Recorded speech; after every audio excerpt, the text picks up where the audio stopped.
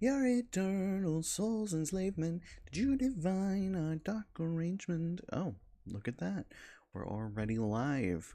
I definitely want to get some music in the background, though. I think that would be pretty cool. Um, actually, don't know if I can even do that in the mixer, because we don't have music as an option in here. Listen, I don't know how to mess with Streamlabs. I haven't used Streamlabs. I only use normal OBS. So if this all looks incorrect to you, then that's why. First of all, I have to make sure that the stream is actually going first. I didn't close into the... Okay, thank God. No, look. Oh, he also did a 55-minute, and his one got 3,000. Well, aren't you? Oh my God, that makes me feel incredibly self-conscious. But you know, it is what it is.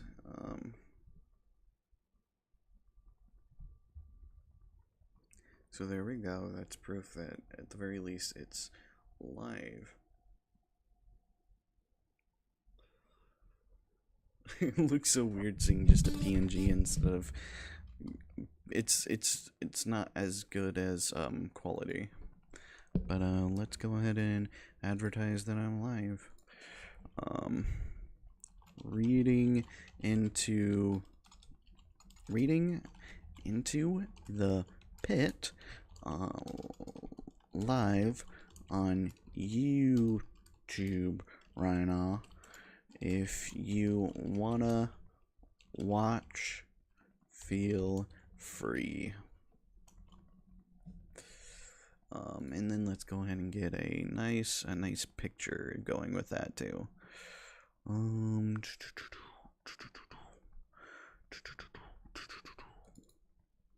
Post, and then underneath it we'll do bam, the link to the live stream.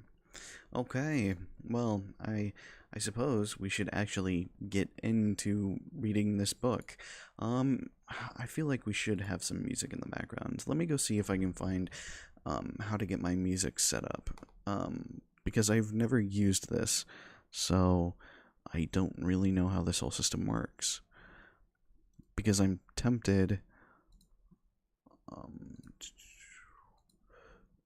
no, those are all completely irrelevant to this.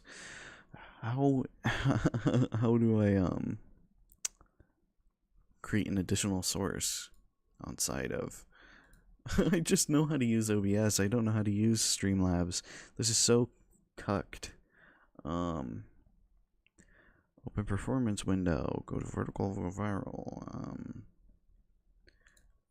Editor. Layout editor. That is not... Oh, studio mode. There we go. That's how you do it.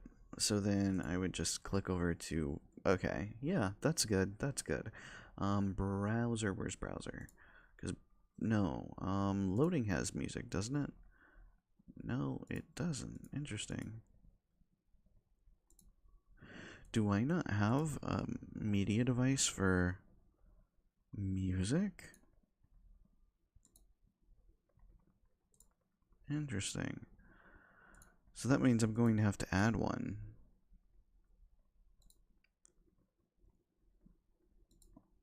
Huh. Let's actually get out of studio mode.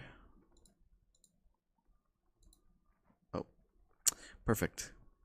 Perfect. That's what I meant to do. Is it this one? There we go. We're back on the right screen. So let's let's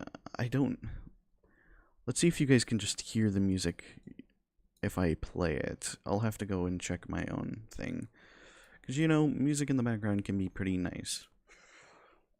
Realistically, it won't be very loud though, because I want to be able to make sure that everybody can hear the actual book, you know. Also, I stutter over my words, in case you couldn't tell with that whole Talbert Files video. There are times when my mind is reading too fast before my actual voice can catch up, and so it ends up putting me in weird positions. I would play this, but this contains non-Five Nights at Freddy's music as well, so I don't know. And Also, that does sound like a quick way to get copyrighted. I could probably just listen to Leon Riskin. That would be based. Do I have a Leon Riskin only playlist? No, no, I don't. FNAF. Leon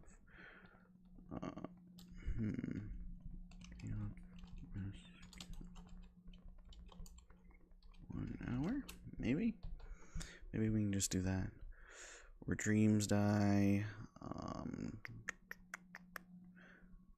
Stone Cold.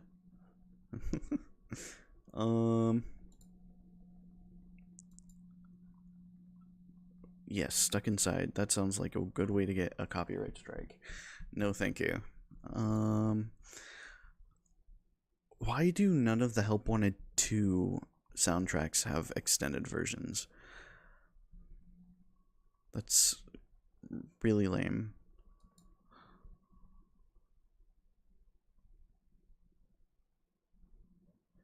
Let's see. Nope, those are all 55 seconds.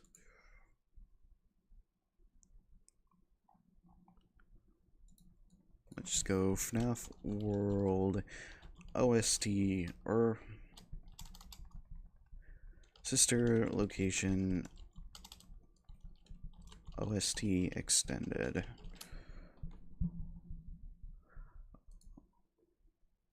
Let's see what they define as extended. Oh, that's a good song. Let's go ahead and turn this all the way down. Unmute this and see if I can actually hear myself or hear the music. It doesn't sound like I can hear it. A FNAF reading? No way. Yeah, no way. No way.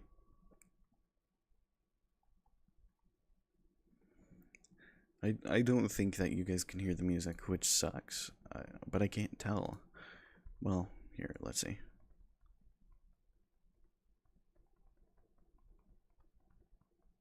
Nope. Nope, you guys can't hear the music. I wonder how I can get around that. I would probably have to find a way to get... Streamlabs is just not my forte. I don't know how to do this whole thing. Settings. Wall. Global settings. Default. Desktop audio device. Oh. Let's go ahead and do that. And then now... Can you hear it now? It says that it can be heard, but I don't know. I'm touching things that I'm not supposed to. There you go. It's just I don't like the sound of silence in the background. That's also the reason why I put music in the Talbert Files video, despite... I wondered if it was in bad taste, because I didn't really want it to seem like a normal video. It was more so just so that I could talk with everybody about it. But I didn't like the sound of silence in the background.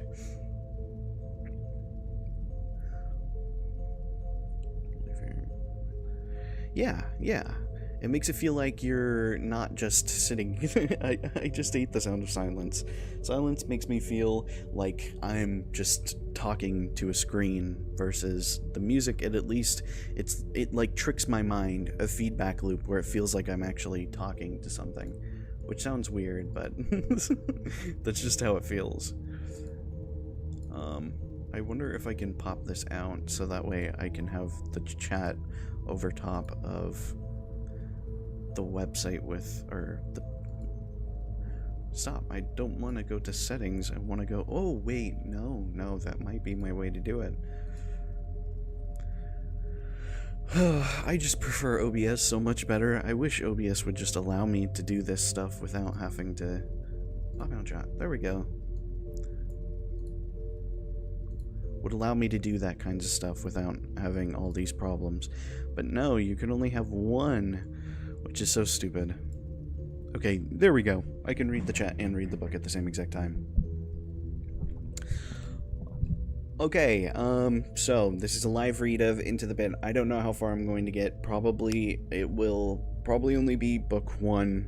We'll see if I can finish, well, story 1. We'll see if we can get through To Be Beautiful as well inside of this episode.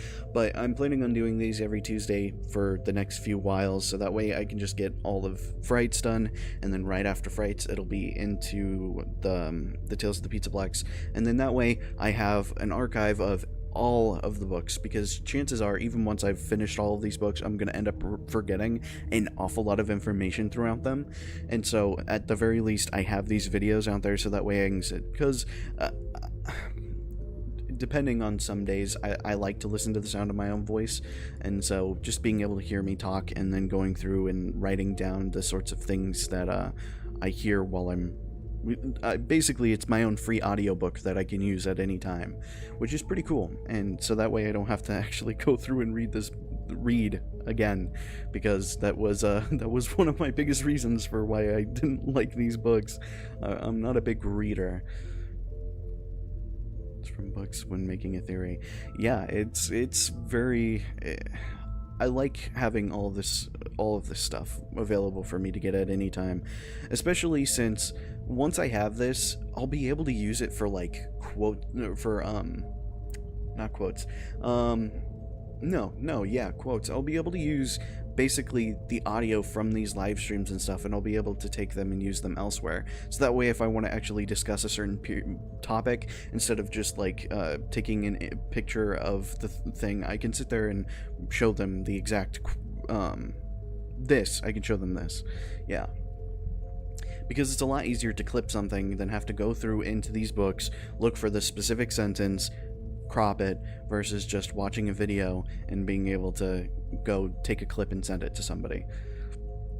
Or taking pieces of this and putting it in future videos, so that way I already have all this information covered. For anybody in the future watching this when it's just a VOD, if you're using this for archival purposes, grab a notebook. It's going to be very useful to you. Jot down any ideas that you have, rewatch it if you need to.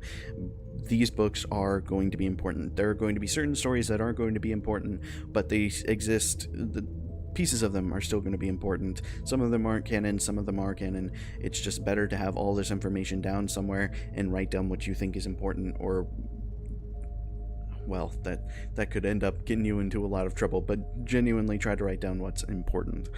Don't be like me and cherry pick information. That's gonna end up getting you into a lot of bad places. So, with that being said, I'm going to start Into the Pit. Summary: Into the Pit is about a good old boy named Oswald who's inside of Hurricane, Utah. He gets a little lonely during the 3 stories are just the story Into the Pit.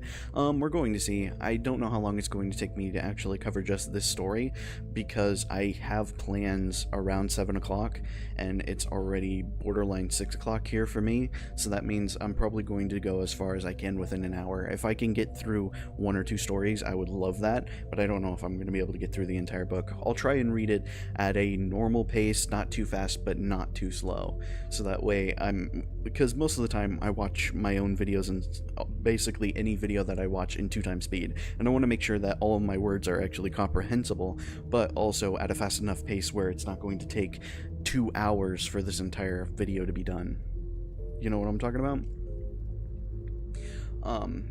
I forgot what I was saying before. The summary: Oswald from Hurricane, Utah. It's a small town.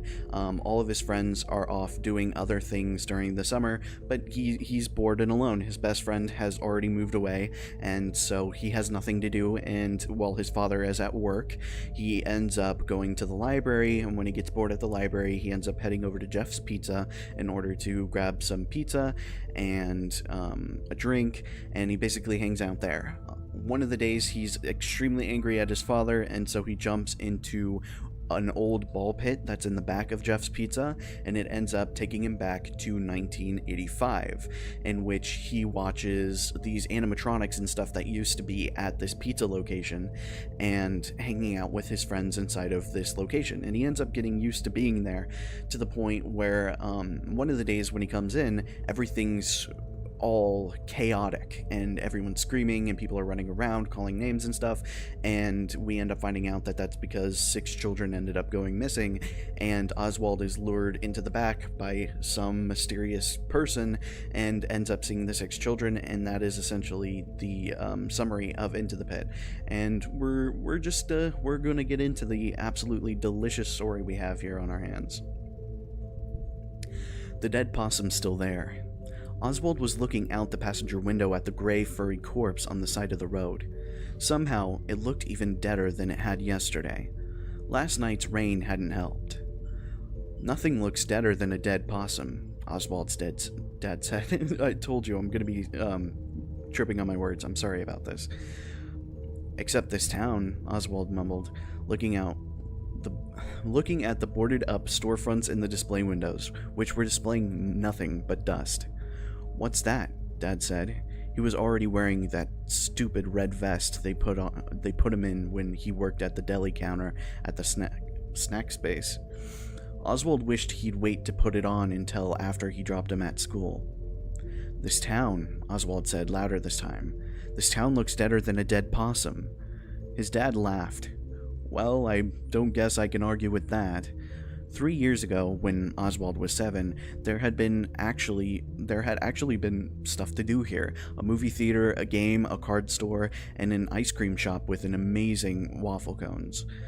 But then the mill had closed. The mill had basically been the reason the town existed. Oswald's dad had lost his job, and so had hundreds of other kids, moms and dads. Lots of families had moved away, including Oswald's best friend, Ben, and his family. Oswald's family had stayed because his mom's job at the hospital was steady and they didn't want to move far away from Grandma. So Dad ended up with a part-time job at Snack Space, which paid $5 an hour less than he made at the mill, and Oswald watched the town die. One business after another shut down, like organs in a dying body, because nobody had the money for movies or games or amazing waffle cones anymore. "Are you excited it's the last day of school?" Dad asked. It was one of those questions adults asked, like, "How was your day?" and "Did you brush your teeth?" Oswald shrugged. "I guess, but there's nothing to do with Ben gone. School's boring and home's boring too. When I was 10, I wasn't home in the summer until I got called in for supper," Dad said. "I rode my bike and played baseball and got into all kinds of trouble." "Are you saying I should get into trouble?" Oswald said. "No, I'm saying you should have fun." Dad pulled into the drop-off line in front of Westbrook Elementary. Have fun. He made it sound so easy. Oswald walked through the school's double doors and ran smack into Dylan Cooper, the last person he wanted to see. Oswald was apparently the first person Dylan wanted to see, though, because his mouth spread in a wide grin. Dylan was the tallest kid in 5th grade and clearly enjoyed looming over his victims. "Well, if it isn't Oswald the Ocelot," he said, his grin spreading impossibly wider. That one never gets old, does it?" Oswald walked past Dylan and was relieved when his tormentor chose not to follow him. When Oswald and his 5th grade classmates were preschoolers, there was a cartoon on one of the little kid channels about a big pink ocelot named Oswald. As a result, Dylan and his friends had started calling him Oswald the Ocelot on the first day of kindergarten and had never stopped. Dylan was the kind of kid who picked on anything that made you different. If it hadn't been Oswald's name, it would have been his freckles or his cowlick. The name-calling had gotten much worse this year in U.S. history when they'd learned that the man who shot John F. Kennedy was named Lee Harvey Oswald. Oswald would rather be an ocelot than an assassin. Since it was the last day of school, there was no attempt at doing any kind of real work. Miss Mitchum had announced the day before that students were allowed to bring their electronics as long as they took responsibility for anything getting lost or broken. This announcement meant that no effort would be made towards any educational activities of any kind. Oswald didn't have any modern electronics. True, there was one laptop at home, but the whole family shared it and he wasn't allowed to bring it to school. He had a phone, but it was the saddest, most out-of-date model imaginable, and he didn't want to take it out of his pocket because he knew any kid who saw it would make fun of how pathetic it was. So, while other kids played games on their tablets or handheld consoles, Oswald sat. After just sitting became intolerable, he took out a notebook and pencil and started to draw. He wasn't the best artist in the world, but he could draw well enough that his images were identifiable, and there was a certain cartoony quality about his drawings that he liked. The best thing about drawing, though, was that he could get lost in it. It was like he fell into the paper and became part of the scene he was creating. It was a welcome escape. He didn't know why, but lately he had been drawing mechanical animals, bears, bunnies, and birds. He imagined them being human-sized and moving with the jerkiness of robots in an old science fiction movie. They were furry on the outside, but the fur covered a hard metal skeleton, filled with gears and circuits. Sometimes he drew the animals' exposed metal skeletons, or sketched them with the fur peeled back to show some of the mechanical workings underneath. It was a creepy effect, like seeing a person's skull peeking out from beneath their skin. Oswald was so immersed in his drawing that he was startled when Miss Mitchum turned off the lights to show a movie. Movies always seemed like a teacher's final act of desperation on the day before break, a way to keep the kids quiet and relatively still for an hour and a half before setting them loose for summer. The movie Miss Mitchum chose was, in Oswald's opinion, too babyish for a room full of 5th graders. It was about a farm with talking animals, and he had watched it before, but he watched it again because, really, what else did he have to do? At recess, kids stood around tossing a ball back and forth and talking about what they were going to do over the summer. I'm going to football camp. I'm going to basketball camp. I'm going to hang out at my neighborhood pool. I'm going to stay with my grandparents in Florida. Oswald sat on a bench and listened. For him, there would be no camps and no pool memberships and no trips because there was no money. And so he'd drawn pictures. Play his old video games that he had already beaten 1,000 times, and maybe go to the library. If Ben was still here, it would have been different. Even if there was just the same old stuff, they'd be doing it together, and Ben could always make Oswald laugh, riffing on video game characters or doing a perfect impersonation of one of their teachers. He and Ben had fun no matter what they did, but now a summer without Ben yawned before him, wide and empty. Most days, Oswald's mom worked from 12 p.m. until 12 a.m., so his dad had to make dinner. Usually they got by on frozen meals like lasagna or chicken pot pie, or on cold cuts and potato salad from the Snack Space Deli that were still good enough to eat but not good enough to sell. When Dad did cook, it was usually things that just required boiling water. While Dad got their dinner ready, Oswald's job was to feed Jinx, their very spoiled black cat. Oswald often thought that he used about the same amount of cooking skill in opening Jinx's can of stinky cat food as his dad used in his dinner preparations. Tonight, Oswald and Dad were just sitting down to okay, I'm gonna skip this song. I can't. It's messing with me. Okay, there we go. No, that's not better. That's not better. There we go. I just can't hear that sound going in my ear over and over and over again. It would drive me insane. Tonight, Oswald and Dad were sitting down to plates of blue box mac and cheese and some canned corn his dad had zapped in the microwave. It was a very yellow meal. You know, I was thinking, Dad said, squirting ketchup onto his macaroni and cheese. Why did he do that? Oswald wondered. I know you're old enough to stay home by yourself some, but I don't like the idea of you staying by yourself the whole day while your mom and I are at work. I was thinking you could ride into town with me in the mornings and I could drop you off at the library. You could read, surf the net. Oswald couldn't let that one slide. How out of date could his dad be? Nobody says surf the net anymore, Dad. They do now, because I just said it. Dad forked up some macaroni. Anyway, I thought you could hang out in the library in the mornings. When you get hungry, you could head over to Jeff's Pizza for a slice and soda, and I could pick you up there once my shift's over at 3. Oswald considered for a moment. Jeff's Pizza was kind of weird. It had been repaired with duct tape and plastic letters and had fallen off the menu board above the counter, so the listed toppings included pepperoni and hamburger. It was clear that Jeff's Pizza used to be something bigger and better than it is now. There were tons of unused floor space and lots of unused electrical outlets along the base of the walls. Also, on the far wall was a small stage, even though there was no performances there. Not even so much as a karaoke night. It was a strange place, sad and not what it had once been, like the rest of the town. That being said, the pizza was decent, and more important, it was the only pizza in town, if you didn't count the kind from the frozen food department at the snack space. A few good restaurants in town, including Gino's Pizza and Marco's Pizza, which, unlike Jeff's, had real pizza maker names, had closed their doors not long after the mill had. "So you'll give me the money for pizza?" Oswald asked. Since Dad's job loss, Oswald's allowance had dwindled to practically nothing.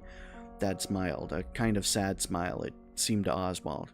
"Son, we're bad off, but we're not so bad off I can't spot you $3.50 for a slice and a soda." "Okay," Oswald said. It was hard to say no to a warm, gooey cheese slice. Since it wasn't a school night and wouldn't be again for quite some time, Oswald stayed up after Dad went to bed and watched an old Japanese monster movie, with Jinx curled up purring on his lap. Oswald had seen a lot of B-grade Japanese horror films, but this one, Zendrelix vs. Mecha Zendrelix, was new to him. As always, Zendrelix just looked like a giant dragon thing, but Mecha Zendrelix reminded him of the mechanical animals he drew when he stripped them of their fur. He laughed at the movie's special effects. The train Zendrelix destroyed was clearly a toy, and how the actor's lip movements didn't match the dubbed in English. Somehow, though, he always found himself rooting for Zendrelix. Even though he was just a guy in a rubber suit, somehow he managed to have a lot of personality. In bed, he tried to count his blessings. He didn't have Ben, but he had monster movies and the library and lunchtime pizza slices. It was better than nothing, but it still wasn't going to be enough to keep him going all summer. Please, he wished. His eyes.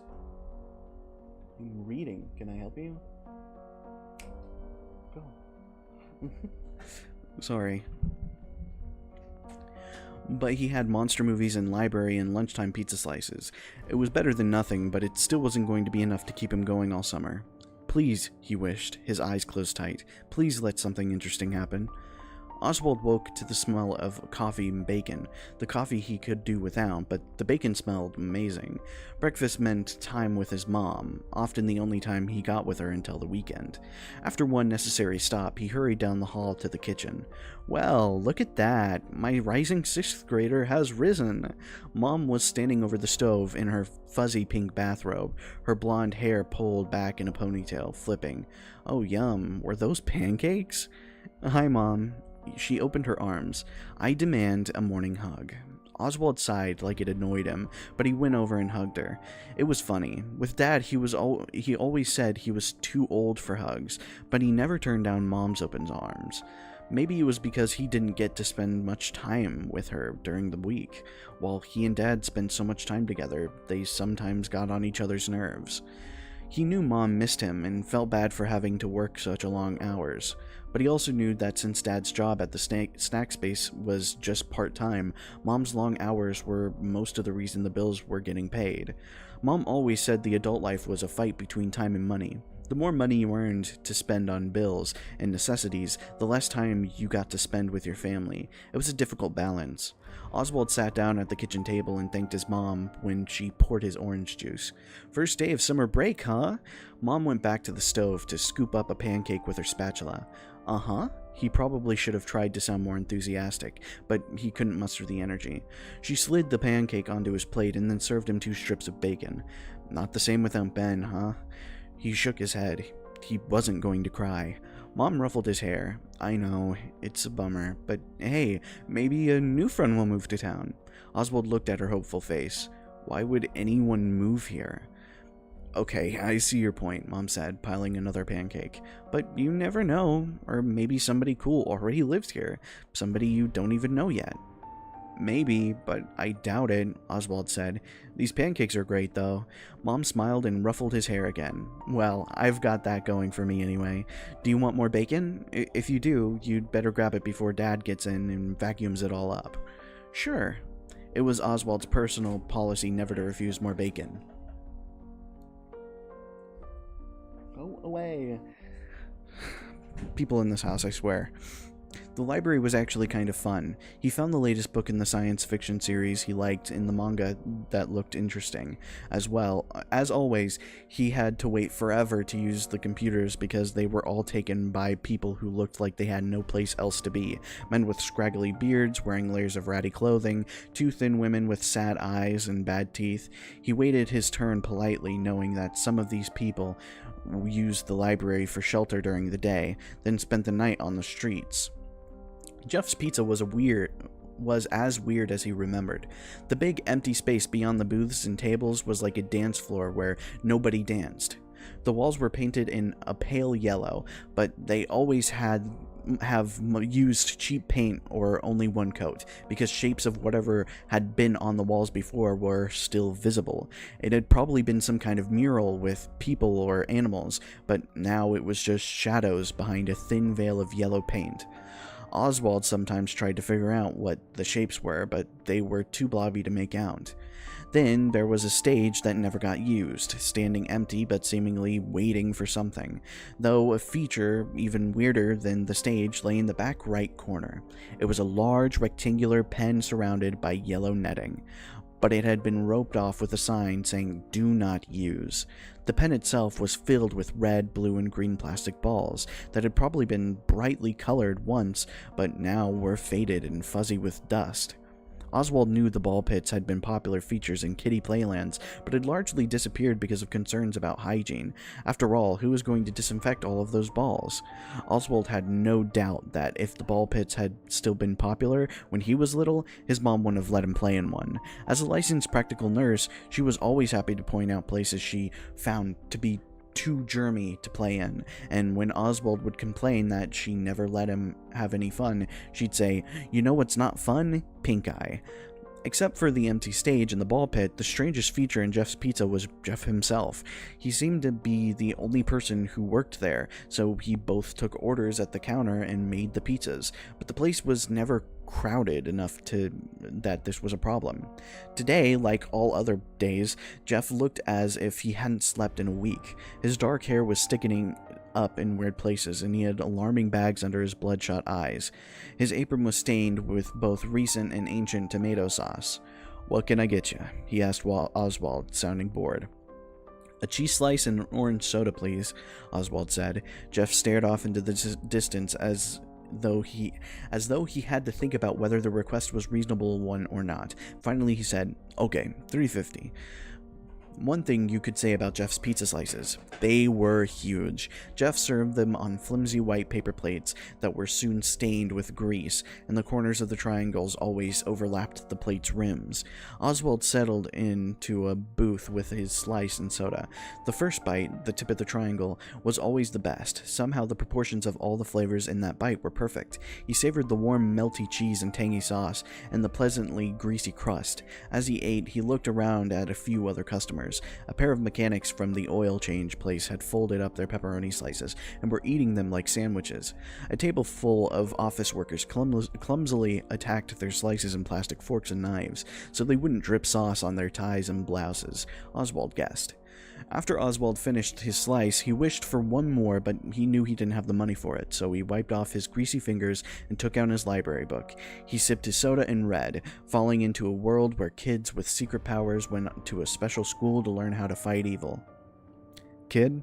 A man's voice startled Oswald out of the story. He looked up to see Jeff in his sauce-stained apron.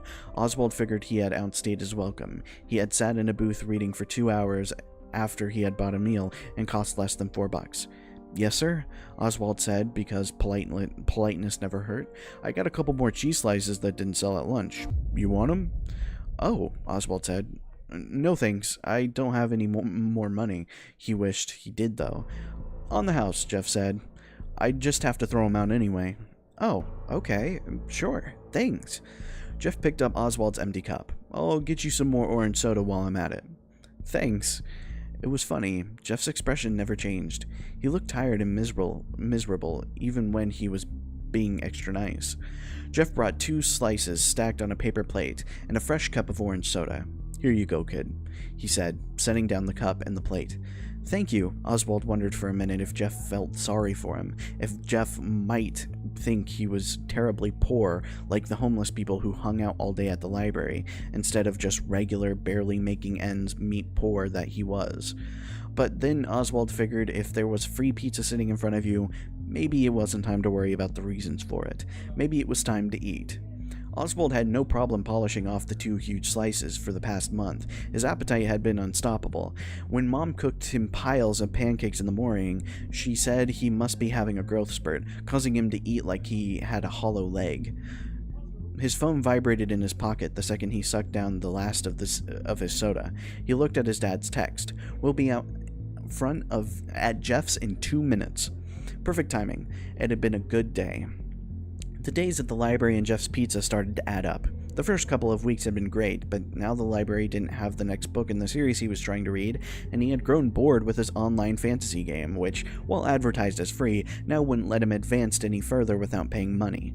He had gotten tired of not having anybody his age to hang out with. He had gotten tired of pizza, but he was starting to imagine that he might be. He hadn't gotten tired of pizza yet, but he had started to imagine he might in the future. Tonight is family fun night, a 1-night-a-week event that varied depending on Mom's work schedule. Back when the mill was still open, family fun night meant dinner at a restaurant, pizza or Chinese or Mexican. After their meal, they'd do some fun activity together. They'd go to the movies if something kid-friendly was playing, but if not, they'd go to the bowling alley or the roller rink where Mom and Dad used to go on dates when they were still in high school. Mom and Dad were great skaters, and Oswald was terrible, but they'd skate on either side of him, holding his hands and keeping him up. They'd usually top off their evening with a waffle cone at the ice cream place downtown. Oswald and Mom would make fun of Dad because no matter what ice cream flavors were available, he always got vanilla. Since the mill was closed down, though, family fun night had been turned into an at-home affair. Mom would make something for dinner that was easy but festive, like tacos from a mix or hot dogs. They'd eat and then play board games or watch a movie they'd rented from Redbox. It was still fun, of course, but sometimes Oswald wished aloud for the old days of seeing new movies at the theater and having waffle cones after, and Dad had to remind them that the important thing was that they all got to spend time together. Sometimes, when the weather was nice, they'd have a family fun night.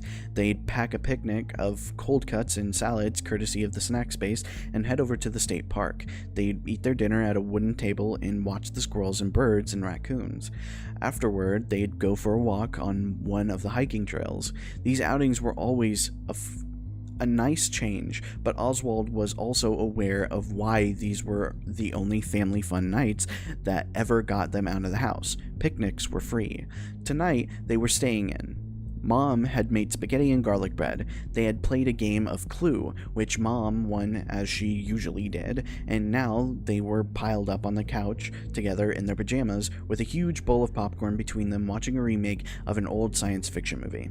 Once the movie was over, Dad said, "Well, that was pretty good, but not as good as the real version." "What do you mean, the real version?" Oswald said. "That was the real version."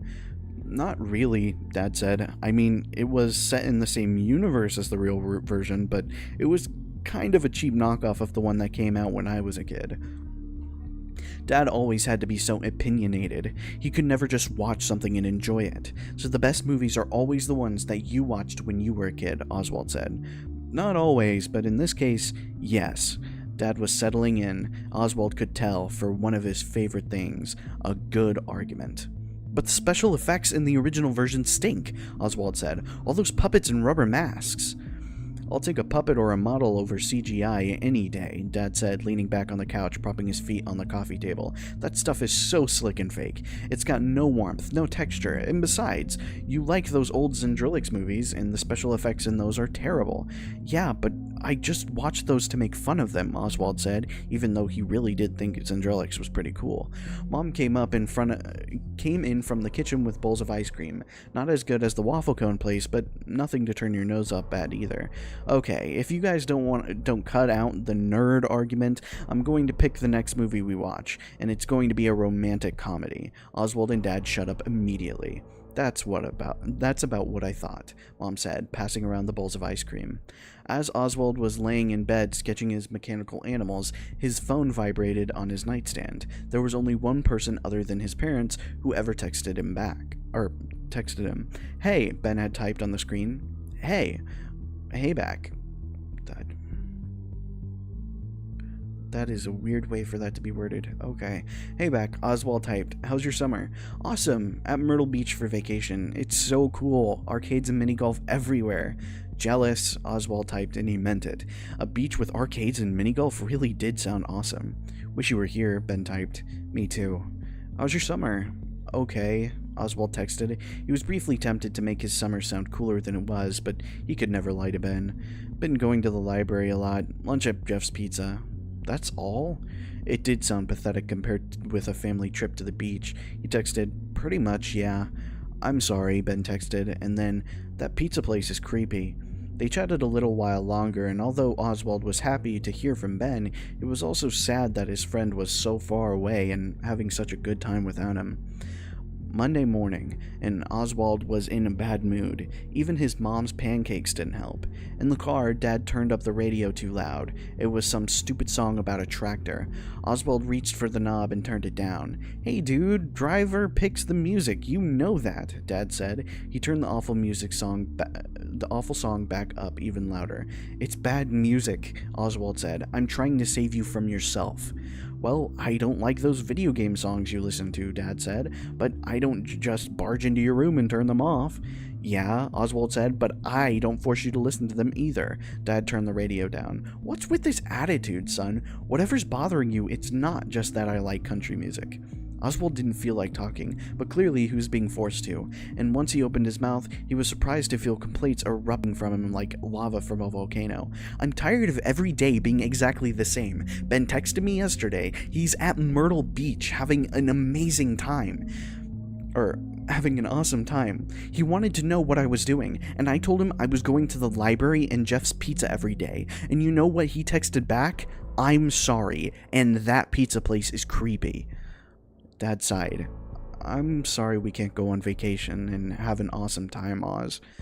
Things are hard right now where money's concerned. I'm sorry it's affecting you.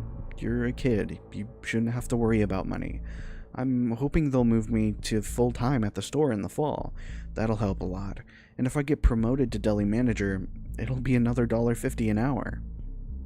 Oswald knew he shouldn't say what he was about to say, but here he went anyway. Ben's dad got a job that pays him even better than his old job at the mill. Dad tightened his grip on the steering wheel. Yeah, well, Ben's dad had to move 500 miles away to get that job. His voice sounded tight as his grip on the wheel, and Oswald could tell his jaw was clenched. Your mom and I talked a lot about it, but we decided not to move, especially with your grandma living here and needing help sometimes. This is our home, kiddo, and things aren't perfect, but we just have to make the best of them. Oswald felt himself crossing the line from grumbling into grounding territory. But why did some people get to have the best of everything and others had to settle for free library visits and cheap pizza? And so every day you have to toss me to the street like garbage? If this is the best of things, I'd hate to see the worst. Now, son, don't you think that's a little dramatic? Oswald didn't stick around to hear the rest of Dad's criticism. He got out of the car and slammed the door. His dad sped away, probably glad to get rid of him. Just as he predicted, the library still didn't have the book he wanted. He flipped through a few magazines, the kind of exotic jungle animals which he usually liked, but they weren't doing much for him today. When his turn came for the computer, he put in his earbuds and watched some YouTube videos, but he wasn't in a good enough mood to laugh.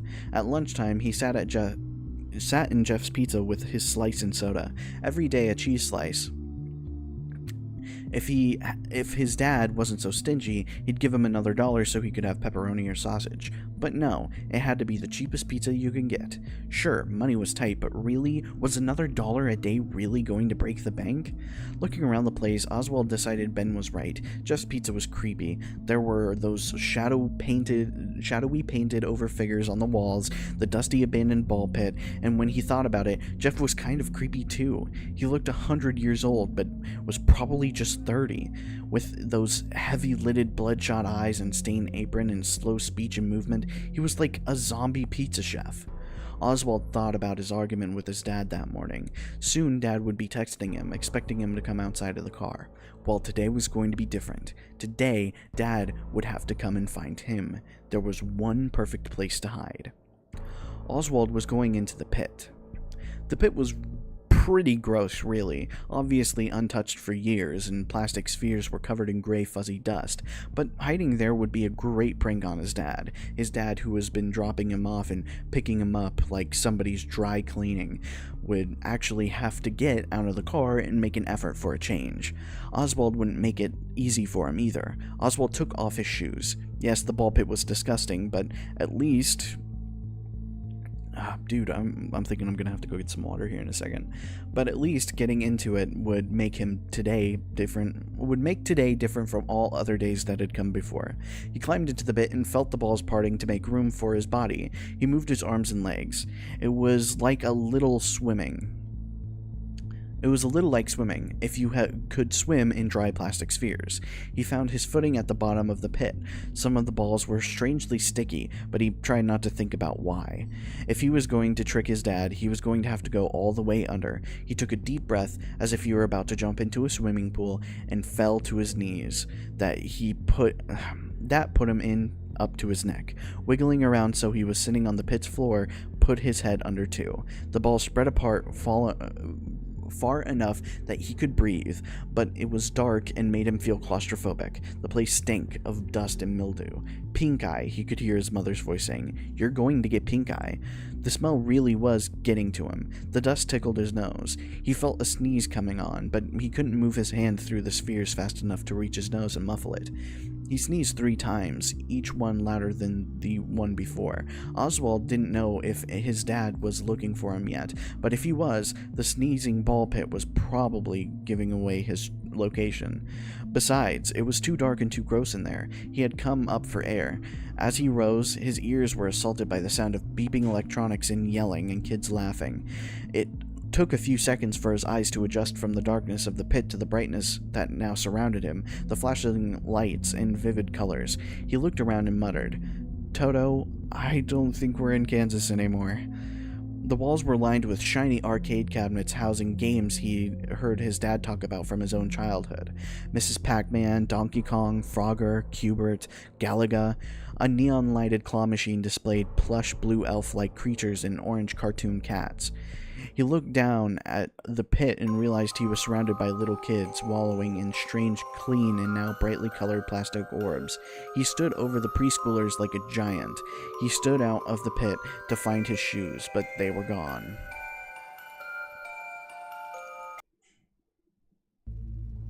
That'll do fine.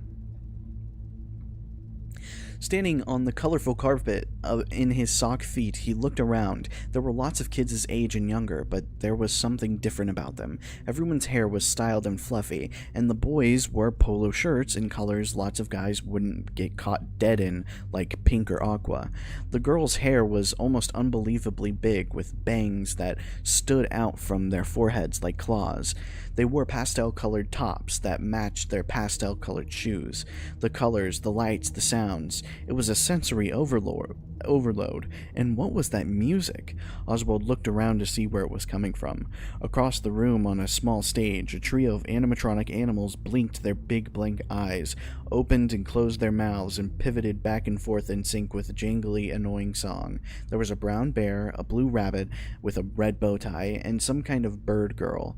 They reminded Oswald of the mechanical animals he had caught himself drawing lately. The difference was that he could never decide if the animals in his drawings were cute or creepy.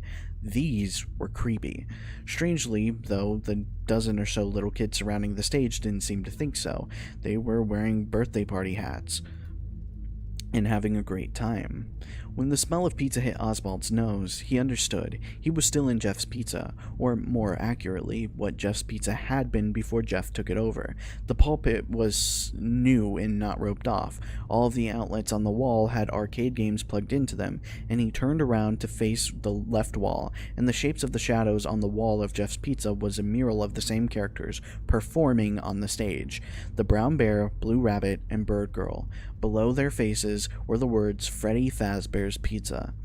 Oswald's insides turned into ice water.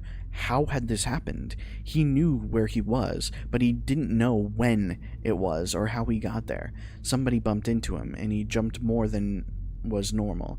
Since he felt the physical contact, this must not be a dream. He couldn't decide if this fact was good news or not. "Sorry, dude," the kid said. He was about Oswald's age, and he was wearing a light yellow polo with a collar turned up, tucked into what looked like a pair of Dad's jeans. The white tennis shoes he had on were huge, like clown shoes. He looked as if he had spent a long time fixing his hair. "Are you okay?"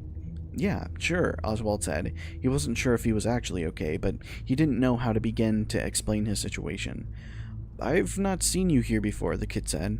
"Yeah," Oswald said, trying to figure out an explanation that wouldn't sound too weird. "I'm just visiting here, staying with my grandma for a few weeks. This place is great, though. All these old games." "Old games?" the kid said, raising an eyebrow. "You're joking, right? I don't know where you're from, but Freddy says the newest games around here. That's why the lines to play them are so long." "Oh yeah, I was just kidding," Oswald said, because he couldn't think of anything else to say. He had heard his dad talk about playing a lot of these games when he was a kid. Absurdly hard games, he said, on which he wasted many hours and many quarters. "I'm Chip," the kid said, running his fingers through his poofy hair. "Me and my buddy Mike," he nodded to a tall black kid wearing huge glasses and a shirt with wide red-blue stripes. "We're about to play some skee-ball. Want to come with?" "Sure," Oswald said. It was nice to hang out with some other kids, even if they seemed to be kids from another time. He didn't think this was a dream, but it sure was a weird one. You got a name?" Mike said, looking at Oswald like he was some kind of strange specimen. "Oh, sure, I'm Oswald." He had been too weirded out to remember to introduce himself. Mike gave him a friendly slap on the back. "Well, I've got to warn you, Oswald. I'm a beast at skee-ball, but I'll go easy on you since you're new here." "Thanks for having mercy on me," Oswald said. He followed them to the skee-ball area. On the way, they passed somebody in a yellow rabbit suit that looked like a yellow version of the animatronic rabbit on stage. Nobody else seemed to be paying attention to the rabbit guy, so Oswald didn't say anything. It was probably a Freddy Fazbear's employee dressed up to entertain little kids at a birthday party. Mike wasn't kidding around about being a beast at skee-ball. He easily beat Chip and Oswald 3 times, but he was a good sport, and they spent the whole time joking around. It felt good, being included, but after another couple of games, Oswald started to worry. What time was it really? How long had his dad been looking for him? And how was he going to get back to his real life? Sure, he wanted to give his dad a little scare, but he didn't want to scare the old man so much he would get the police involved. "Hey guys, I'd better run," Oswald said. "My grandma," he almost said, "just texted me," but realized Chip and Mike would have no idea what he was talking about. Whenever this was, there were no cell phones. "My grandma's supposed to pick me up in a few minutes." "Okay, dude. Maybe we'll catch you later," Chip said, and Mike gave a little nod and wave. Oswald left his companions, stood in the corner in his sock feet, and wondered what to do. He was having some kind of magical experience. He was late getting back, and he was missing his shoes. He was like some kind of mixed-up Cinderella. How to get back? He could walk out the front door of Freddy Fazbear's, but where would that take him? It might not be the right place to find his dad's car waiting, but it wasn't the right time. Not the right decade, even. Then it dawned on him. Maybe the way out was the same way he got in. At the ball pit, a mom was telling her 2 little kids it was time to leave. They tried to argue with her, but she turned on her stern mom voice and threatened them with an early bedtime. Once they got out, he got in. He sank beneath the surface before anybody could see that the kid over the height limit was in the ball pit. How long to stay under? Randomly, he decided to count to 100, then stand. He rose to his feet and found himself standing in the dusty, roped-off ball pit at Jeff's Pizza. He climbed out and found his shoes right where he'd left them. His phone vibrated in his pocket. He took it out and read, "Will be there in 2 minutes." Had no time passed at all? He headed out the door, and Jeff called, "See ya, kid," behind him. "This looks great, Mom," Oswald said, sparing a sausage link with his fork. "You're in a good mood today," Mom slid a waffle onto his plate. "Quite a contrast from yesterday, when you were Mr. Grumpy Pants." "Yeah," Oswald said. "They're supposed to get my new book in the library today." This statement was true, but it wasn't the reason Oswald was in a good mood. Of course, it wasn't like he could tell her the real reason. If he said, "I discovered a ball pit at Jeff's Pizza that could let me travel in time," Mom would be dropping the waffles and picking up the phone to call the nearest child psychologist. Oswald picked up his book at the library, but was too impatient to read it. He headed over to Jeff's Pizza as soon as it opened at 11. Jeff was in the kitchen when he got there, so he made a beeline for the pit. He shucked off his shoes, stepped in, and sank into the depths. Since it had seemed to work before, he counted to 100 before he stood. The animatronic band was playing some weird jangly song that was partially drowned out by the beeping, bleeping, and dinging of the variety of games. He wandered the floor and took in the video games. The whack-a-mole, the neon-lighted token suckers that let you win some tickets, but probably not, if you push the button at the right time. Older kids crowded around the video games. Preschoolers climbed on the crayon-colored play equipment. Pink eye, Oswald thought, though he had no room to talk. The way he was diving into the ball pit these days. Everything looked as it had before. He had even caught a sight of the calendar hanging up in an open office and helped him to pinpoint the date, 1985. "Hey, it's Oswald!" Chip was wearing a baby blue polo with his dad's jeans and giant sneakers this time. Not a hair on his head was out of place. "Hey, Oz," Mike said. He was wearing a Back to the Future t-shirt. "Anybody ever call you that? Like the Wizard of Oz?" "They do now," Oswald said, grinning. He had gone from having the loneliest summer ever to having 2 new friends and a nickname. True, all these seemed to be happening in the mid-1980s, but why get hung up on the details? "Hey," Chip said, "we just ordered some pizza. You want to come have some? We ordered a large, so there's more than enough you can eat." "Speak for yourself," Mike said, but he was grinning. "Okay," Chip said. "How about I say it's more than we should eat? Want to join us?" Oswald was curious how Freddy Fazbear's Pizza compared with Jeff's. "Sure, thanks." On the way to their table, they passed someone in a yellow rabbit suit who was standing in the corner, still as a statue. Chip and Mike either didn't see him or ignored him, so Oswald tried to ignore him as well. Why hide in the corner like that, though? If he worked for the restaurant, surely he wasn't supposed to act all creepy. At the table, a young woman with blonde hair and blue eye shadow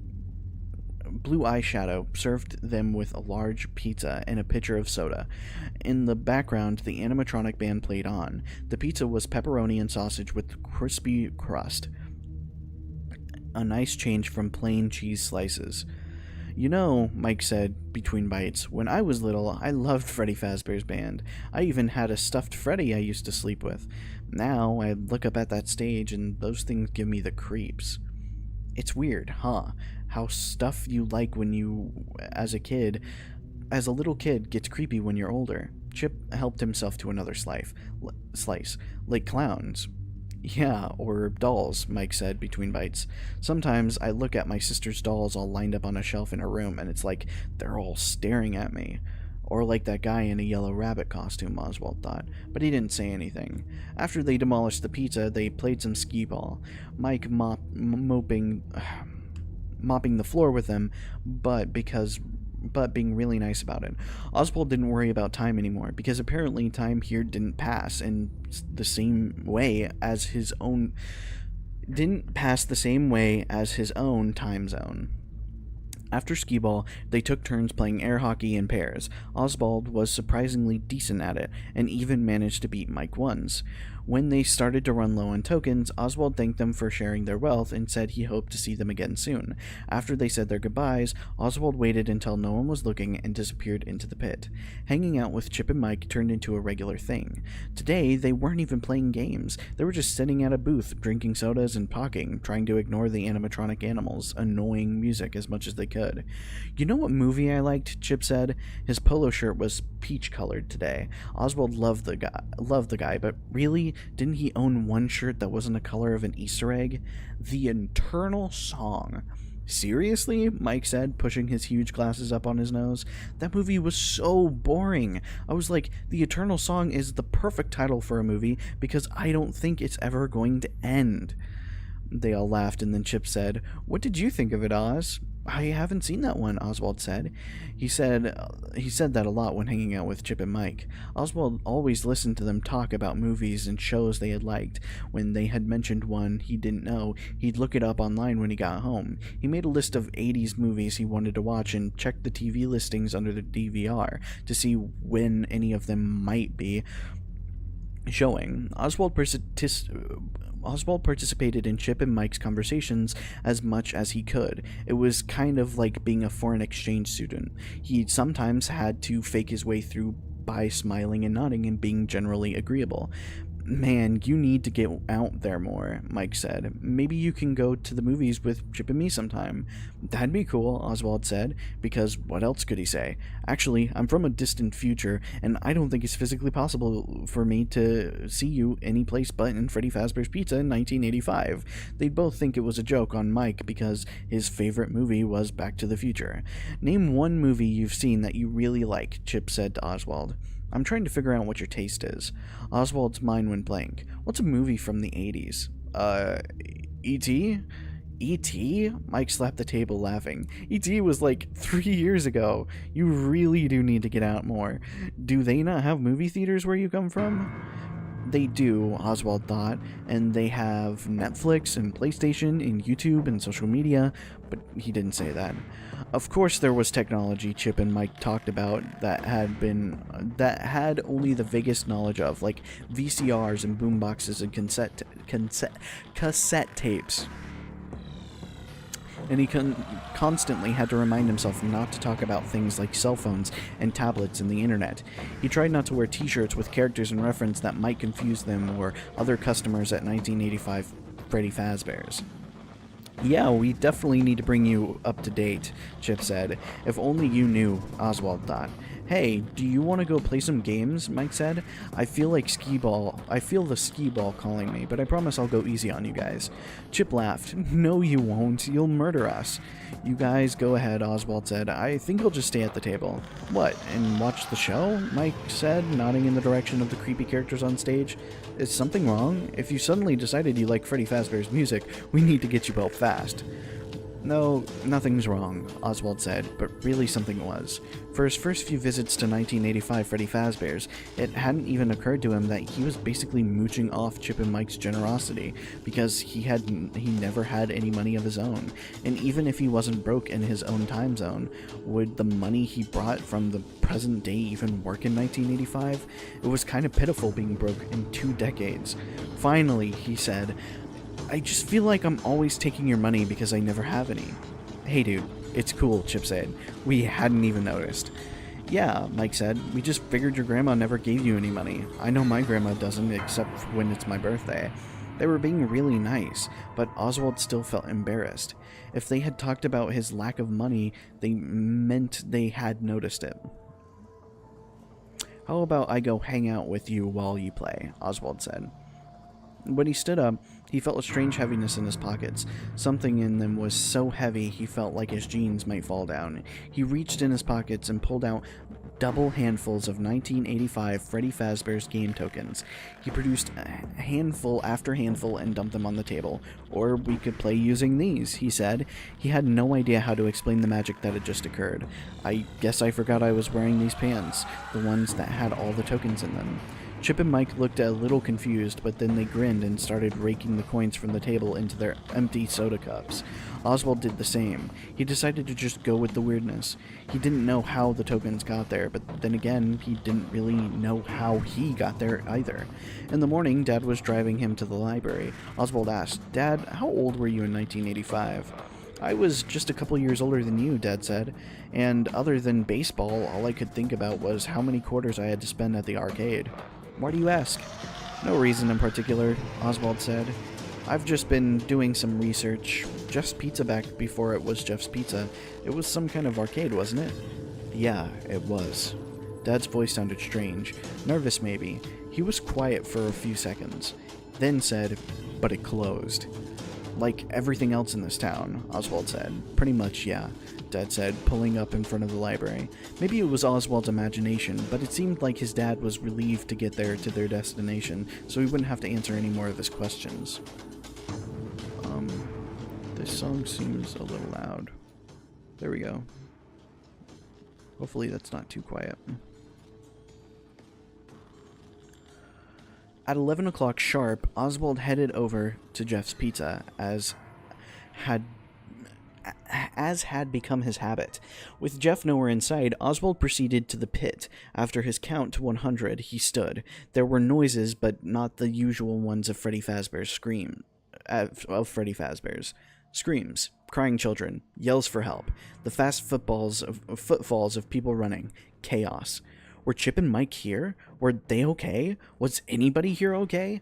He was afraid. Part of him wanted to disappear back into the pit, but he was worried about his friends. Also, he was burning with curiosity about what was going on. Even though he knew whatever it was horrible. He wasn't in danger, he told himself, because this was the past, a time way before he was born. His life couldn't be in danger in a time before he even existed, could it?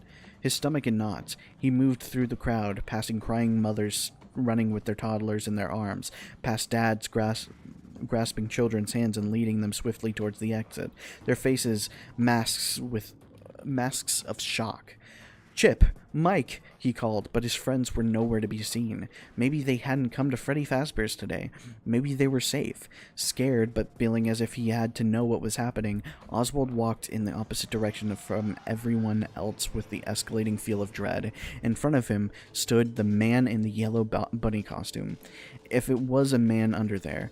The bunny opened the door, said "private," and went inside. Oswald followed. The corridor was long and dark.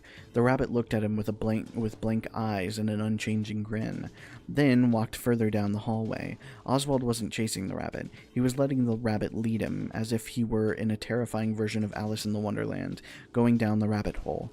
The rabbit stopped in front of the door with a sign reading "Party Room" and beckoned for Oswald to come inside. Oswald was shaking with terror, but he was too curious to refuse. Besides, he kept thinking, "You can't hurt me. I haven't even been born." Once inside the room, it took Oswald a few seconds to register what he was actually seeing, and a few more seconds for his brain to process it. They were lined up against the wall, which was painted with images of the place's mascots, the grinning bear, the blue bunny, and the bird girl. Have half a dozen kids. None of them were older than Oswald, their lifeless bodies propping into sitting positions, their legs stretched out in front of them. Some of them had their eyes closed as if asleep. Others' eyes were open, frozen in an empty doll-like stare. They were all wearing Freddy Fazbear birthday party hats. Oswald couldn't tell how they had died, but he knew the rabbit was responsible for it. That the rabbit had wanted him to see his handiwork. Maybe the rabbit wanted Oswald to be his next victim, or to join the others lined up against the wall with their unseeing eyes. Oswald screamed, the yellow rabbit lunged at him, and he ran out of the room, down the black corridor. Maybe the rabbit could hurt him. Maybe he couldn't.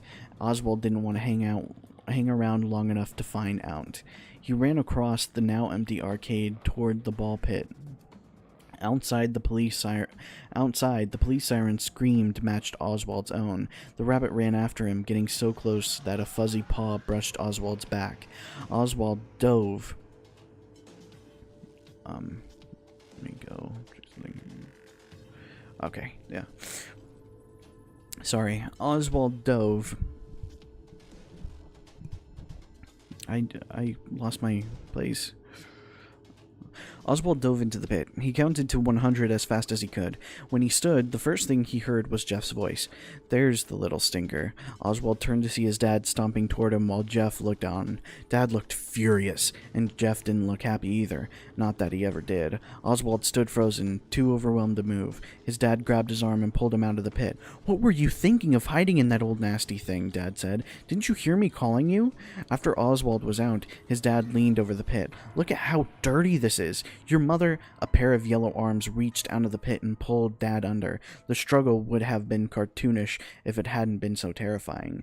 Dad's feet, in their brown work boots, kicked up to the surface, only to disappear below. Then a pair of big, fuzzy yellow feet appeared, only to disappear too. The balls in the pit roiled like a stormy sea, and then they were still. The yellow rabbit rose from the pit, adjusted his purple bow tie, brushed off his front, and turned toward Oswald, grinning. Oswald backed away, but the rabbit was beside him, its arm firmly around Oswald's shoulder, guiding him toward the exit. Oswald looked at Jeff, who stood behind the counter. Maybe Jeff would help him, but Jeff wore the same hangdog expression he always wore and just said, "See you later, guys." How could anyone act like this in a situation like this situation was normal? Once the rabbit got him outside, it opened the passenger door of Dad's car and pushed Oswald in. Oswald watched as the bunny buckled its seatbelt and started the car. He tried to open the door, but the bunny had activated the power lock from the driver's side. The bunny's mouth was frozen in a rictus grin.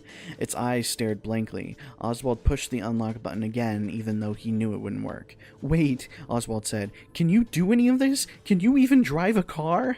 The bunny said nothing, but started the car and pulled it into the street. It stopped at a red light, so Oswald figured it must be able to see and must know the rules of basic driving. "What did you do to my dad? Where are you taking me?" Oswald could hear the panic in his voice.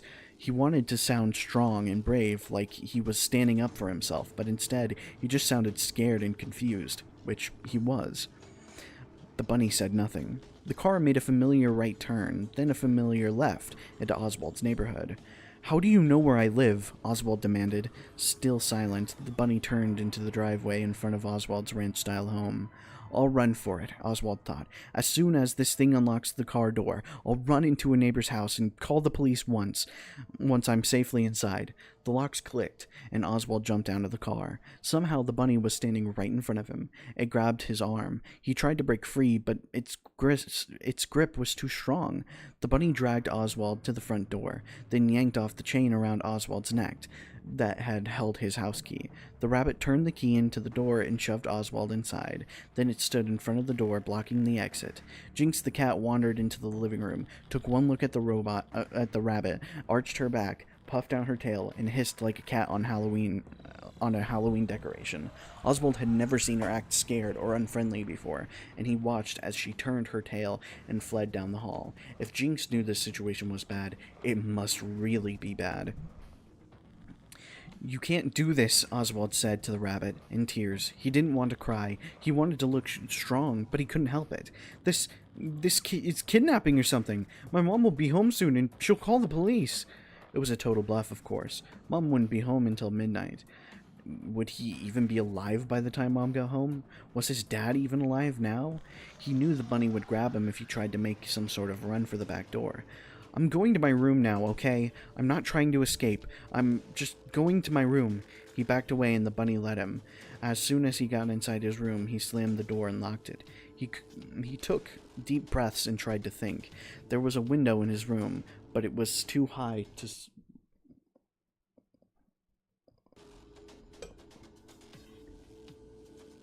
Sorry. Let me catch back up. As soon as he got inside, he slammed the door and locked it. There was a window in his room, but it was high and too small to climb through. Under his bed, Jinx let out a low growl. Oswald could hear the bunny outside his door. If he made a phone call, it would hear him, but maybe he could send a text. He took out his phone and with shaking hands texted, "Mom, emergency, something's wrong with Dad, come home now." Oswald knew even as he texted that she wouldn't be coming home now, because she was always dealing with medical emergencies at work. Sometimes it took her a long time to check her phone.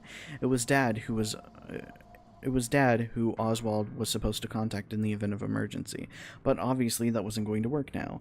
A miserable hour passed until Oswald's phone vibrated. Afraid the rabbit might still be listening outside of his door, he picked up without saying hello. Oswald, what's going on? Mom sounded terrified. Do I need to call 911? I can't talk now, Oswald whispered. I'm on my way home, okay? She hung up. 15 minutes seemed to pass more slowly than Oswald thought was possible. Then there was a knock at Oswald's door. Oswald jumped, his heart in his throat.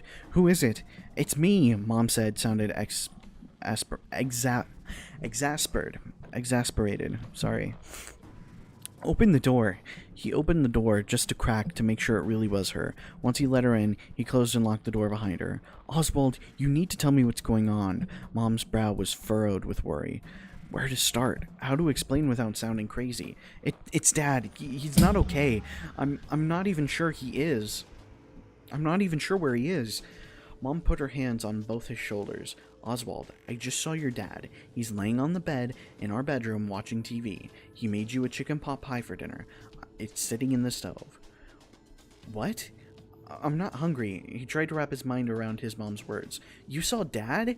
Mom nodded. She was looking at him like he was one of her patients instead of her kid, like she was trying to figure out what was wrong with him. And he's okay. And he's okay? Mom nodded again. He's okay, but I'm worried about you. She put her hand on his forehead, as if checking for a fever. I'm okay, Oswald said. I mean, if Dad's okay, I'm okay. He just didn't seem okay. Maybe it's good school starting back. I think you're spending too much time by yourself. What could he say? Actually, I've been spending time with my new friends in 1985.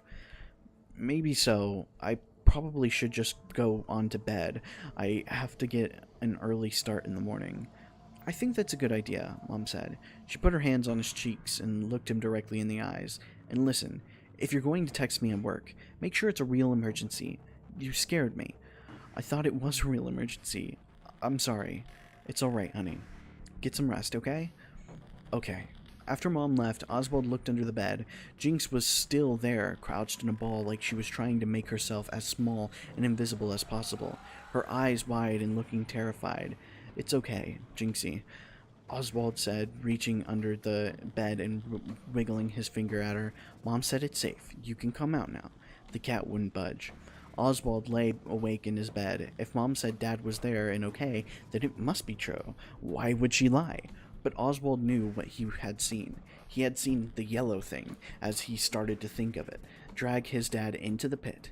He had seen the yellow thing climb out of the pit, had felt its grip on his arm, sat beside it in the car as it drove him home. Or had he? If Mom said Dad was home and okay, he must be. Oswald trusted his mom. But if Dad was okay, it meant Oswald hadn't seen what he thought he saw, and that must have been Oswald losing his mind. After only a few hours of fitful sleep, Oswald woke to the aroma of frying ham and baking biscuits. His stomach rumbled, reminding him he had missed dinner last night. Everything felt normal. Maybe he should just treat yesterday like a bad dream and try to move forward. A new school year, a new beginning. He stopped in the bathroom. Then he made his way to the kitchen. Feeling better? Mom asked. There she was, her hair in a ponytail, wearing her pink fuzzy bathrobe, fixing her breakfast just like always. Something about this fact made Oswald feel tremendously relieved. Yeah, he said, I'm pretty hungry actually.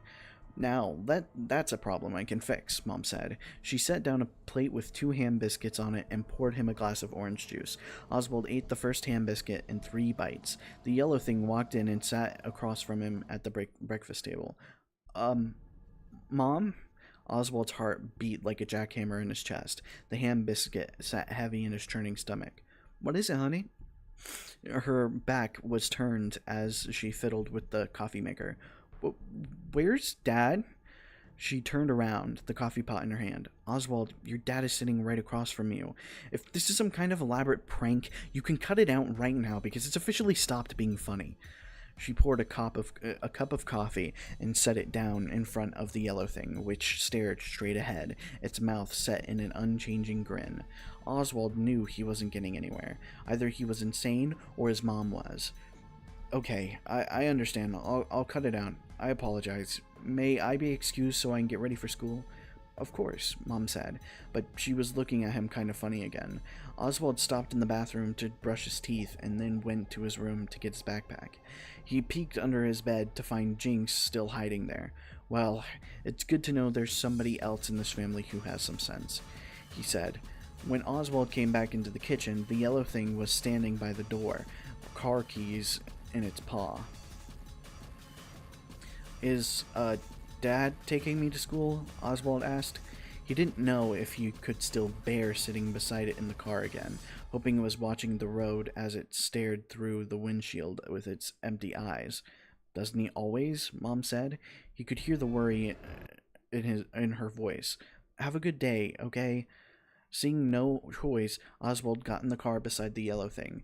Once again, it locked all the doors from the driver's side. It backed out of the driveway and passed a jogging neighbor who waved at it just as if it were his dad. I don't understand, Oswald said on the edge of tears.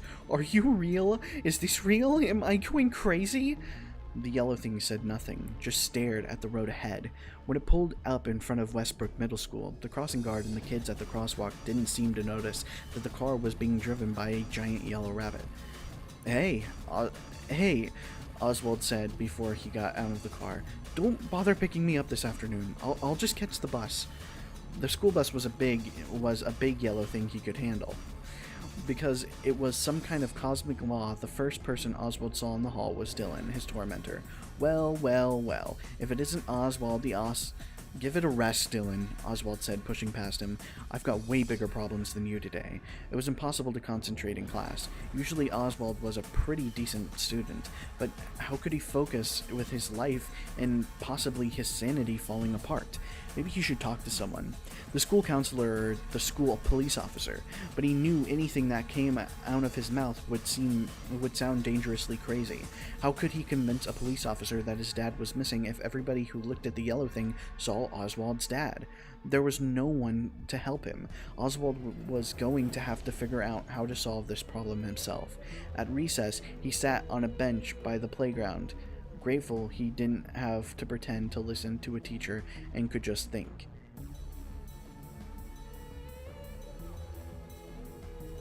Sorry, I don't think that is a real song. There we go.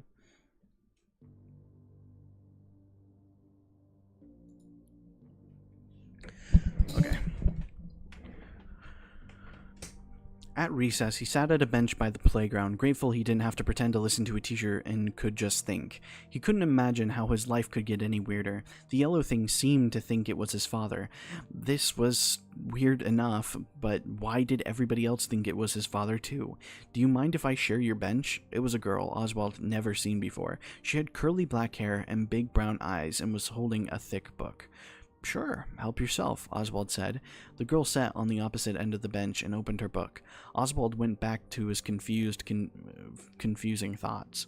Have you gone to this school for a long time? The girl asked him after a few minutes. She didn't look over at Oswald when she talked. She just kept staring at the pages of her book. Oswald wondered if this meant she was shy. Since kindergarten, Oswald said, and then because he couldn't think of a single other thing to say about himself, he asked, What are you reading? Greek mythology, she said. Tales of heroes. Have you read much of mythology? No, not really, he said, feeling stupid immediately after. He didn't want to give the impression that he was some kind of guy who never read books. In desperation, he added, I'd love to read, though. And then he felt even stupider. Me too, she said. I've probably read this book a dozen times. It's like a comfort book for me. I read it when I need to be brave. The word brave struck a chord in Oswald. Brave was what he needed to be too. Why is that? Well, the Greek heroes are super brave. They're always doing battle with some kind of big monster, like the Minotaur or the Hydra. It kind of puts things in perspective, you know? No matter how bad my problems are, at least I don't have to do battle with a monster. Yeah, Oswald said, even though he was trying to figure out how to do a battle with a monster, a yellow, long-eared monster, in his own home. He couldn't tell this girl about the yellow thing, though. She would think he was crazy and would be leaving their shared bench in a hurry. So, you said you read that book when you need to be brave? He said. He was surprised he was having this conversation given the way his mind was racing. For some reason, this girl was easy to talk to. I mean, it may be none of my business, but I was wondering why you needed to be brave. She gave a shy little smile. First day of a new school, third day in a new town. I don't know anybody yet. Yes, you do, he said. He held out his hand. I'm Oswald. He didn't know why he was offering his hand like he was some kind of businessman, but it felt like the right thing to do. She shook his hand and shook it surprisingly firmly. I'm Gabrielle. Somehow, this was the conversation Oswald had needed to have. He took the bus home from school. When he came inside, the yellow thing was vacuuming the living room. He didn't ask it any more questions. It wasn't as if it could give him any answers anyway. And besides, if he was going to make his plan work, he was going to have to act like everything was normal. And as anybody who had seen him in the 4th grade class play knew, acting was not one of his talents. Instead, he did what he was supposed to when life was normal. When his dad was vacuuming the living room, he got a feather duster out of the cleaning closet and dusted the coffee table, and the end tables, and the lamps. He emptied the waste basket and kneaded the throw pillows on the couch. Then he went to the kitchen and took out the garbage and the recycling. Once he was outside, it was tempting to run, but he knew running was not the answer. If everybody saw the yellow thing as his dad, nobody would help him. The yellow thing would always catch him. He went back inside. His chores done, he walked right past the yellow thing. I'm gonna go chill out a while before dinner, he said. Even though the possibility of relaxing in any way was unimaginable, he went to his room, but he didn't close the door. Instead, he took off his shoes, sprawled on the bed, and started drawing in his sketchbook. He didn't want to draw mechanical animals, but they seemed to be all he could draw about. He shut his sketchbook and started reading a manga, or at least pretending to. Normal. The plan could only work if he acted like everything was normal. When the rabbit appeared in his doorway, he managed not to gasp. It beckoned for him the same way it had when he led him into the murder for Freddy Fazbear's Pizza, and he followed him into the kitchen. On the table was one of the grocery store's pizzas his dad kept in the freezer, baked to a pleasing golden brown, and 2 glasses of fruit punch Oswald liked. The pizza had already been sliced, which was a relief, because Oswald couldn't imagine what he would have done if he had the thing holding a knife. Run screaming out into the street, probably. Oswald sat down at the table and helped himself to a slice of pizza. He didn't feel much like eating, but he knew he couldn't act like anything was wrong. He took a bite of pizza, a sip of punch. Aren't you going to eat anything, Dad? He asked. It was hard calling that thing Dad, but he managed. The yellow thing sat across from him in silence, with its unblinking stare and frozen grin, an untouched pizza slice on a plate in front of it, beside an untouched glass of punch. Could it even eat? Oswald wondered. Did it need to? What was it anyway? At first he thought it was some guy in a suit, but now he wasn't so sure. Was it some kind of highly sophisticated animatronic animal, or a real flesh and blood giant bunny? He didn't know which possibility was the most disturbing. With great effort, he finished his pizza slice and glass of punch, then said, "Thanks for dinner, Dad. I'm going to get a glass of milk and go do my homework now." The yellow thing just sat there. Oswald went to the refrigerator. He checked to make sure the yellow thing wasn't watching and poured milk into a bowl. Once he was in the room, he didn't close and lock the door because he wouldn't if he were home with Dad. Normal so as to not arouse suspicion. He slid the bowl of milk under his bed where Jinx was still hiding. "It's gonna be okay, girl," he whispered. He hoped he was right. He sat on his bed and in a few minutes heard Jinx lapping the milk. He knew from the past experience that even when terrified, she couldn't turn down dairy products. He made a half-hearted attempt at his homework, but he couldn't concentrate. All he could think about was his dad. The yellow thing had dragged his dad into the pit and under the surface. Did this mean his dad went to Freddy Fazbear's circa 1985, wandering around the arcade of games he had played as a kid? That was the most likely explanation, unless the yellow thing had killed No, he couldn't let himself think that. His dad was alive. He had to be. The only way to know was to go back into the pit. But first, he was going to get out of the house without the yellow thing noticing. Oswald waited until dark, then waited some more. Finally, he grabbed his shoes and tiptoed out of his room and into the hall in his socked feet. The door to his parents' bedroom was open. He sneaked a glance inside as he crept past. The yellow thing was lying on its back on his parents' bed. It appeared to be staring at the ceiling. Or maybe it was staring? Maybe it was asleep? It was hard to tell since his eyes didn't close. Did it even need to sleep? Holding his breath, he passed his parents' room and tiptoed into the kitchen. If the yellow thing caught him, he could always say he was just getting a drink of water. The kitchen was the best escape route. The door was less squeaky than the front door. He slipped into his shoes and pulled the door open slowly, inch by inch. When it was open just wide enough, he slipped through and shut it softly behind him. Then he ran. He ran through his neighborhood and past neighbors walking their dogs and kids riding bicycles. Some people looked at Oswald strangely, and he couldn't figure out why. People ran in the neighborhood all the time. But then he realized he wasn't running like he was doing it for exercise. He was running like something was chasing him, and it might be. It was a long way to Jeff's Pizza on foot, and Oswald knew he couldn't keep up the pace all that way there. He slowed to a walk after he was out of his neighborhood and chose to walk side streets instead of more direct route so he'd be harder to follow. He was afraid Jeff's Pizza might be closed by the time he reached it, but when he arrived, hot and out of breath, the lighted open sign was still on. Inside, Jeff was at the counter watching a ball game on TV, but otherwise the place was empty.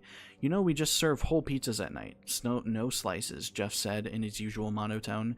As always, he looked exhausted. "Yeah, I just stopped by to get a soda to go," Oswald said, his gaze roaming the roped-off ball pit. Jeff looked a little puzzled, but finally said, "Okay, let me get a pie out of the oven, and I'll get it for you. Orange, right?" "Right, thanks." As soon as Jeff disappeared into the kitchen, Oswald ran to the back corner and dove into the pit. The familiar musty smell filled his nose as he sank beneath the surface. He sat on the pit's floor. He counted to 100 as he always did, even though he wasn't sure it served any purpose in getting him to make the jump to Freddy Fazbear's in 1985. He shifted on the pit's floor and felt something solid press against his lower back. A shoe. It felt like the sole of a shoe. He scooted around and grabbed it. It was a boot, a steel-toed work boot like his dad used to wear and work at the mill and now wore at his job at the snack space. He moved his hand up a little. An ankle. In the kind of thick boot sock his dad liked. He crawled farther across the floor of the pit. The face. He had to feel the face. If it was some giant furry head like the yellow thing, he might never stop screaming. But he had to find out. His hand found a shoulder. He reached to the chest and felt the cheap fabric of white undershirt. He was shaking as he reached higher. He felt an unmistakably human face, skin and stubble, a man's face. Was it Dad? And was he had to be alive. He had to be. Oswald had seen shows where people who had been in emergency situations suddenly developed amazing strength and found themselves able to lift the front end of a car or tractor. This was the kind of strength Oswald needed to find. His dad wasn't a big man, but he was still a man and weighed at least twice as much as his son. He had to move his dad as if he was going to save them. If this even was his dad. If this wasn't some kind of cruel hoax set up by the yellow thing to trap him. Oswald couldn't let himself think these thoughts. Now, if he was going to do what he had to do. He got behind the person, grabbed under his armpits, and pulled. Nothing happened. Dead weight. Oswald thought. Oh, that's a fan song. No, we're not going to listen to fan songs. I don't want to get in trouble. There we go. He got behind... Okay, dead weight. Oswald thought. No, not dead. Please not dead. He pulled again, this time with more force, making a noise that was somewhere between a grunt and a roar. This time, the body moved, and Oswald pulled up again, standing up and getting the person's head, and shoulders above the surface. It was his dad, pale and unconscious, but breathing, definitely breathing, and around them, not Freddy Fazbear's in 1985, but the normal present-day weirdness of Jeff's Pizza. How could Oswald get him out? he could call Mom. As a nurse, she wouldn't know what to do. But what if she thought he was crazy or lying? He felt like the boy who cried wolf, or the boy who cried rabbit. He felt it before he saw it. The presence behind him, the awareness of something in his personal space. Before he could turn around, a pair of furry yellow arms locked around him in a fearsome embrace. He got his right arm free enough to jab his elbow into the yellow thing's midsection. He got loose, but the thing was blocking the exit to the pit. He couldn't get out of the pit by himself, let alone with his poor passed-out dad. Acting more than thinking, Oswald charged at the rabbit with his head down. If he could just throw it off balance or knock it under the surface, maybe he could make it end up in 1985, Freddy Fazbear's, and buy Oswald and his dad some time to escape. He headbutted the yellow thing and knocked it into the ropes and netting that surrounded the ball pit. It stumbled a little, righted itself, and then, arms outstretched, lunged towards Oswald. It pushed Oswald against the wall of the pit, its eyes dead as always. It unhinged its jaw to reveal double rows of fangs as sharp as Schmitter's?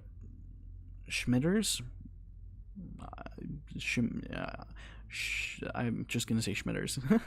Mouth open freakishly wide. It lunged for Oswald's throat, but he blocked it with his arm. Pain pierced Oswald's forearm as the yellow thing sank its fangs into his skin. Oswald used his good arm to punch the rabbit hard in the face before the fangs pierced too deeply. Fangs. What kind of crazy rabbit had fangs?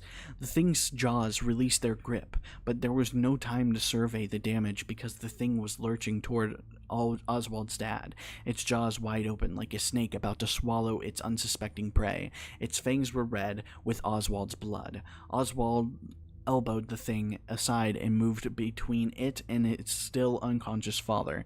"You leave my dad alone!" he yelled, and then used the netting to bounce off and clamber onto the yellow thing's back. He hit its head with his fists, scratched at its eyes, which didn't feel like a living creature's eyes. The rabbit stumbled back into the netting and ropes, then grabbed Oswald's arm and slung him hard off its shoulders into the pit. Oswald fell head first under the surface, grateful that the bottom of the pit was soft. His arm was throbbing. His whole body was exhausted. But he had to get up. He had to save his dad. Like those ancient Greek heroes Gabrielle was telling him about, he had to be brave and face the monster. Oswald rose unsteadily to his feet. Somehow, when it shook Oswald off, the yellow thing must have gotten tangled up in the ropes and netting that lined the ball pit. A rope was loomed around its neck, and it grasped the rope with its big paws, trying to get free. Oswald couldn't understand why it was failing to free itself until he saw the yellow thing's feet weren't touching the floor of the pit. The yellow thing was suspended from the rope, which was tied securely to a metal rod at the top of the ball pit. The rabbit had hanged itself. Its mouth was open and closing like it was gasping for breath, but no sound came out. Its paws clawed desperate at the ropes. Its stare, still terrified in its blankness, was aimed at Oswald's direction, as if it were asking him for help. Oswald certainly wasn't going to rescue it. After a few more seconds of struggling, the yellow thing was still. Oswald blinked. Hanging from the rope was nothing but a dirty, empty yellow rabbit costume. His dad's eyes opened. Oswald rushed to his side. I don't understand why I'm here, Dad said, his face pale and unshaven, with his eyes puffy, with dark half-moons underneath them. What happened? Oswald debated what to say. You were attacked and left for dead by a giant evil rabbit who tried to replace you, and I was the only person who could see it. It wasn't you. Even Mom thought it was you. No, it sounded crazy, and Oswald didn't relish the idea of spending years in therapy saying, but the evil rabbit was real. Jinx was the only other member of the family who knew the truth. And being a cat, she wasn't going to say anything in his defense. Besides, his dad was already suffering enough. Oswald knew it was wrong to lie. He also knew that lying was not a skill he had. When he tried, he always got nervous and sweaty, and said, a lot. But in this situation, a lie might be the only way forward. He took a deep breath. So, I hid in the ball pit to play a prank on you, which I shouldn't have done. You came to look for me, and I guess you must have hit your head. Definitely, Oswald said. He knew he would never set foot in the pit again. He would miss Chip and Mike, but he needed to make some friends of his own. His mind flashed to the girl on the bench at recess, Gabrielle. She seemed nice, smart too. They had a good talk. Oswald reached for his dad's hand. Let me help you stand. With Oswald steadying him, Dad rose to his feet and let his son lead him to the exit of the ball pit. He paused to look up at the hanging yellow costume. What is that creepy thing? I have no idea, said Oswald. This, too, was the truth. They climbed down to the pit and walked through Jeff's Pizza. Jeff was wiping the counter, still watching the ball game at the restaurant's TV. Had he not seen or heard anything? Still holding Oswald's hand, when was the last time he and his dad had held hands? Dad lifted his son's arm and looked at it. You're bleeding. Yeah, Oswald said. I must have scraped my arm when I was trying to pull you out of the pit. His dad shook his head. Like I said, that thing is a public safety issue. Just sticking up a sign saying keep out isn't enough. He let go of Oswald's arm. We'll get your arm cleaned up at the house and then your mom can dress the wound once she gets home from work. Oswald wondered what his mom would say when she saw the fang marks. As they approached the door, Oswald said, Dad, I know I can be a pain sometimes, but I really do love you, you know? Dad looked at him with an expression that seemed both pleased and surprised. Same here, kiddo. He ruffled Oswald's hair. But you do have a terrible taste. You do have terrible taste in science fiction movies. Oh yeah? Oswald said, smiling. Well, you have terrible taste in music, and you like boring ice cream. Together they opened the door into a fresh night air. Behind them, Jeff called, Hey kid, you forgot your soda. And that is the entire Into the Pit, or the first story of Into the Pit. I am 14 minutes past my deadline for when I was supposed to go do something with somebody else. But I hope you guys really enjoyed that. I'm going to end up coming back here either next Tuesday or maybe sooner than that. Most likely next Tuesday, which I'm going to pick back up with To Be Beautiful. And we'll see how far we can get into the rest of this book. I'll probably try and keep them separated, and because they're like going to be out an hour or two long for each story. But I had a lot of fun reading that with you guys. Yeah, that was a really good story. For the first Frights book, especially since this is going to be the main focus of the Into the Pit game, so that's going to be incredible to be able to watch all of these events actually take place inside of a game. I'm glad that it was fun to listen to, Clavis. It was... I'm sorry that I stumble over my words so often. I'm trying to get into the habit of not doing that. Listen, there's a whole reason I was like, guys, we shouldn't have to read books, and that's why I suck at reading books. I'm going to be completely honest with you. I am perfectly fine at reading, like, really fast in my head. I cannot, like, read out loud, and that's usually where I end up having issues. Because when I read, I usually skim, I look for main ideas of what's being told to me, and I want to make sure that you guys aren't like losing any context of what's being said inside of the story. Yeah. But I have to go because somebody's expecting me, and I've got other things that I have to do, because unfortunately responsibilities of a man in the real world never stop. But I will see you guys again next week. I'm probably going to release a theory video tomorrow, theory video on Saturday, because I'm trying to keep up that schedule, because I think it's a pretty good schedule. Gets me halfway through the week, halfway through the weekend. It's a pretty nice schedule. But, and I guess that's the end. I hope it was enjoyable. And until next time, matane.